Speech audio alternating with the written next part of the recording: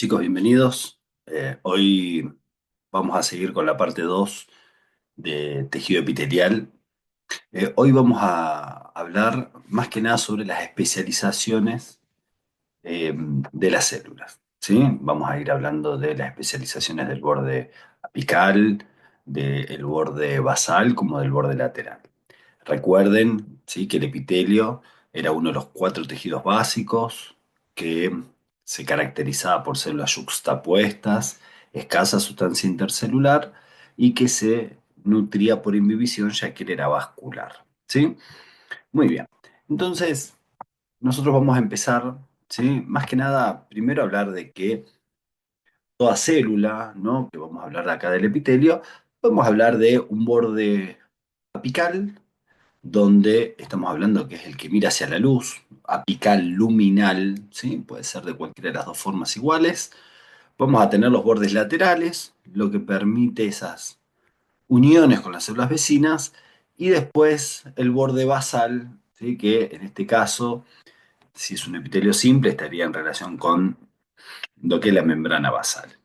Bien, vamos acá, tienen como un esquema donde van a ver eh, principalmente cuáles son, ¿sí? Nosotros vamos a ir por cada uno en detalle, pero por ejemplo en el borde apical nosotros podemos tener distintos tipos, ¿no?, de especializaciones.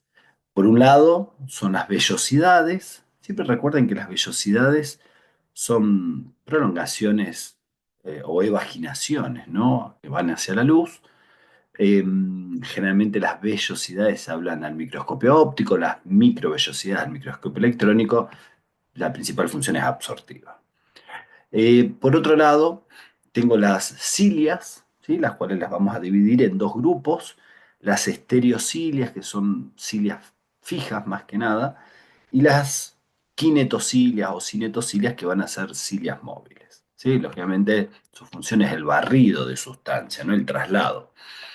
Por otro lado, nosotros vamos a hablar de lo que es el flagelo, ¿sí? Dentro de los flagelos se ve mucho mejor en bacterias, ¿sí?, donde por ahí para una materia un poquito más adelante, ¿no? Donde se habla mucho más de los flagelos. Hoy vamos a hablar solamente del espermatozoide. Y después hay dos tipos de especializaciones del borde apical. Uno que se relaciona con una superficie expuesta a roce, que va a ser la queratina. Acuérdense que toda superficie expuesta a roce y seca, ¿sí?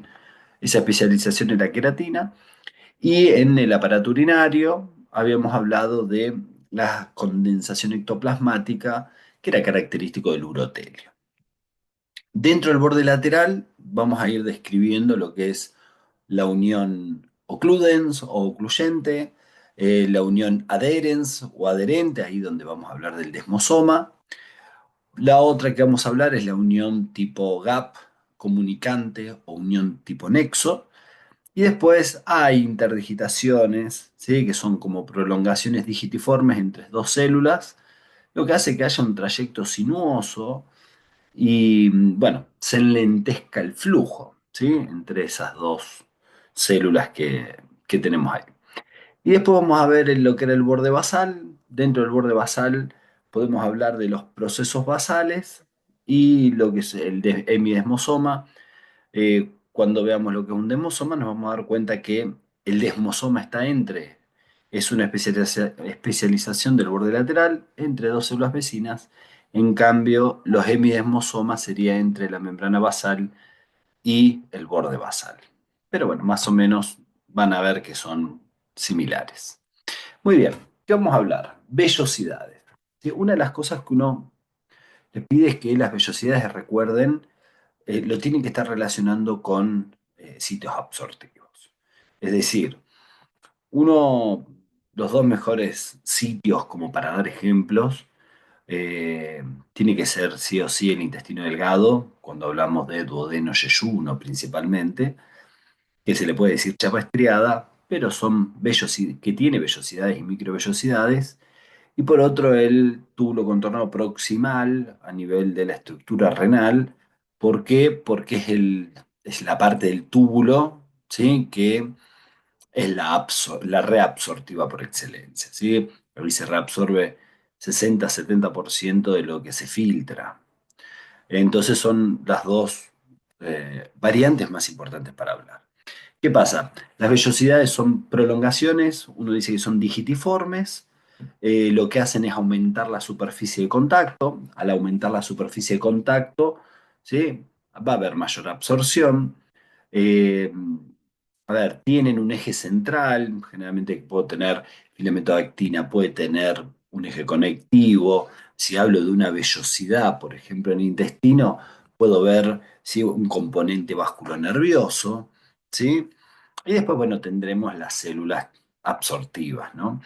Me parece que no tengo que confundir al microscopio óptico se habla de vellosidades, al microscopio electrónico se habla de microvellosidades, ¿sí? Función absortiva. Muy bien.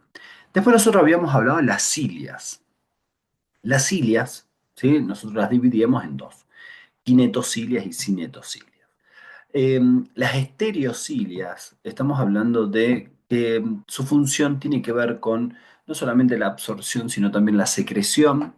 Estas se caracterizan por tener diferentes alturas, no presentan microtúbulos internos, son cilias fijas, ¿sí? Y lo que hacen es que se pueden ramificar.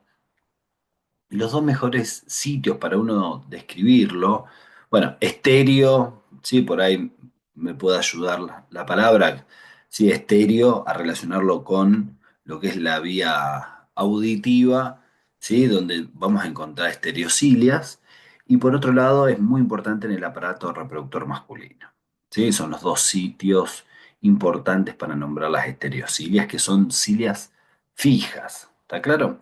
Y las que conocemos que son las cinetocilias, kinetocilias, ¿sí? Que son proyecciones que son por ahí un poquito más largas, de la misma altura, que tienen como función, ¿sí?, barrer, transportar, por ejemplo. En tromputerina, nosotros vamos a estar transportando el huevo cigoto, si ha sido fecundado, ¿sí? Lo quiero llevar desde la trompa hacia la cavidad uterina.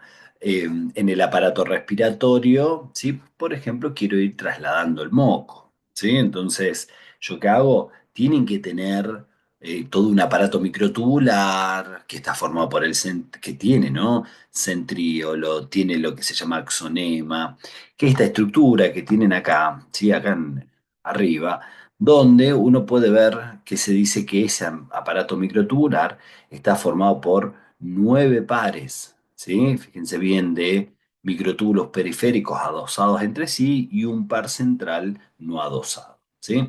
Aparte de todo esto, ustedes van a ver que yo tengo, por ejemplo, voy a tener bracitos internos, externos, distintos tipos de proteínas, ¿no? Voy a tener toda esta vaina interna, una proteína radial, pero bueno, ¿sí? Se le llama 9 más 2 generalmente porque los 9 pares de tripletes, los 9 pares, digo, de microtúbulos adosados entre sí a nivel periférico y ese parcito central, ¿sí?, no adosado. Esto es lo que le brinda después la movilidad, ¿sí? Y que haya una coordinación en ese movimiento, ¿para qué? Para que le permita el barrido, ¿sí? Las kinetocilias son cilias fijas que tienen como finalidad el traslado de sustancia. ¿Estamos? Fundamental en el aparato respiratorio, ¿sí? Y tromputerina. Muy bien. ¿Qué vamos a encontrar después? El flagelo, ¿sí? Flagelo es otra de las especializaciones que ustedes van a ver. Estos tienen como es por ejemplo lo que forma la cola del espermatozoide, esto le aporta movilidad, ¿sí? Tiene una estructura o una ultraestructura también formada por microtúbulos, ¿sí? Tiene una membrana que lo recubre. Se habla de también, ¿sí?, estos microtúbulos, eh, 9 pares de microtúbulos periféricos, ¿sí?, adosados, un par central separado, y lo que hace es brindarle movilidad a la célula, ¿sí? En este caso estamos hablando del espermatozoide. Esto por ahí en tercer año, cuando uno estudia microbiología, ahí le vamos a agregar el tema de, por ahí las bacterias, ¿sí? Si tienen flagelos, no tienen flagelos, un poquito más en detalle. por ahora no hace falta, ¿sí? Solamente saber lo del espermatozoide. ¿Qué otras especializaciones, no? Lo que es unión occludens, unión ocluyente, ¿sí? Si ustedes se fijan, estoy sellando el espacio entre una célula y otra. Esto es un cierre hermético que generalmente uno, si es un puntito de soldadura o es un cinturón o es la mitad de un cinturón, uno le dice que es una zónula, ¿sí? Si que es una mácula o es una fascia, ¿sí? Esto si es un punto donde se tocan, si me lo rodea todo como un cinturón o hace como un hemicinturón. ¿Qué pasa? Eh, claro, cualquier sustancia que tenga que pasar por acá lo va a tener que hacer por la membrana de estas células, ¿sí? Hay espacio intercelular, ¿sí? Entre dos células, pero bueno, ahí donde se produce la unión, ahí entran en contacto la membrana de una célula con otra. Por eso sí o sí tengo que pasar por la célula. Estas uniones ocluyentes son muy importantes en sitios donde, en barreras, ¿sí? Una barrera hematoencefálica tiene que tener células ocludens o ocluyentes como para delimitar el pasaje de sustancia. Por otro lado, tenemos las adherentes, ¿sí? Unión adherens, adherente, ¿sí? Que son las que permiten, ¿sí? Que las sustancias puedan pasar, hay un espacio, ¿sí? Más allá de los filamentos que nosotros podamos contener ahí en el medio, pero hay espacio intercelular, la sustancia no necesariamente tiene que pasar por la célula, puede pasar por ese espacio, y cuando generalmente lo encontramos en su parte más basal, le decimos desmosoma o mácula adherente, ¿sí? El desmosoma también, lógicamente, puede ser puntiforme, puede ser eh, como un cinturón, ¿sí? Este tipo de uniones es importante entre células y células. Muchas veces hay lugares en barreras, ¿sí? También donde más que nada tenga que ver con alguna filtración de alguna sustancia, por ahí puede haber uniones de tipo adherente, ¿sí? Lo que pasa es que, bueno, hay un engrosamiento de las membranas donde se produce la unión, hay filamentos intermedios que por ahí podemos encontrar en su interior y hay filamentos de actina, ¿sí? Que llegan a la membrana plasmática, ¿sí?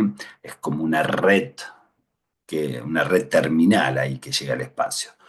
Si uno tuviera que marcar una proteína, ¿sí? La caderina o ecaderina es una de las proteínas importantes de este tipo de unión. Por otro lado, está lo que se llama unión gap, unión nexo, unión comunicante, ¿sí? Fíjense que en realidad el espacio intercelular es muy, muy delgadito, son canales que comunican las dos células. Estos canales son canales de baja resistencia, permiten el pasaje unidireccional de sustancia. Por eso acá es muy importante que acá hay una transmisión química eléctrica, ¿sí? Fundamental la unión tipo nexo en el corazón para que funcione ese sincicio funcional. Y acá pasan, chicos, carga eléctrica, iones, ¿sí? Generalmente esos canales proteicos están formados por, fíjense bien, seis proteínas, ¿sí?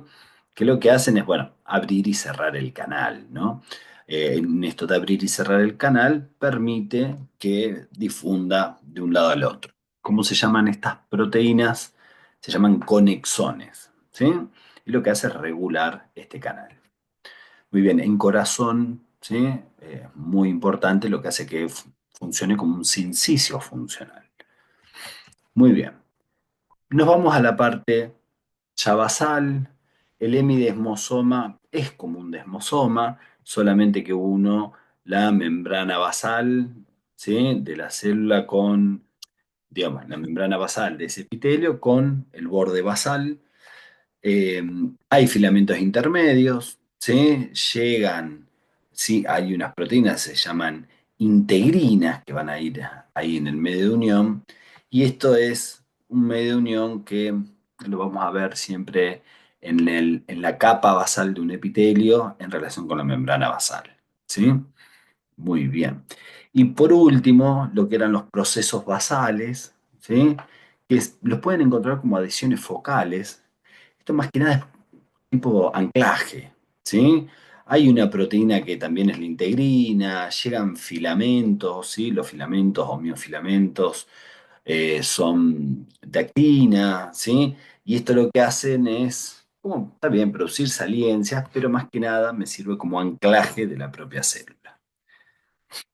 Bien, estos eran todos los que eran los procesos, ¿sí? O las prolongaciones o especializaciones, ¿sí? Generalmente decimos especializaciones de tanto el borde apical, el borde lateral y el borde basal, ¿sí? Acá concluimos la clase 2 y nos vemos, ¿sí? En la clase 3 de epitelio, donde vamos a ir más sobre lo que es un epitelio de tipo glandular.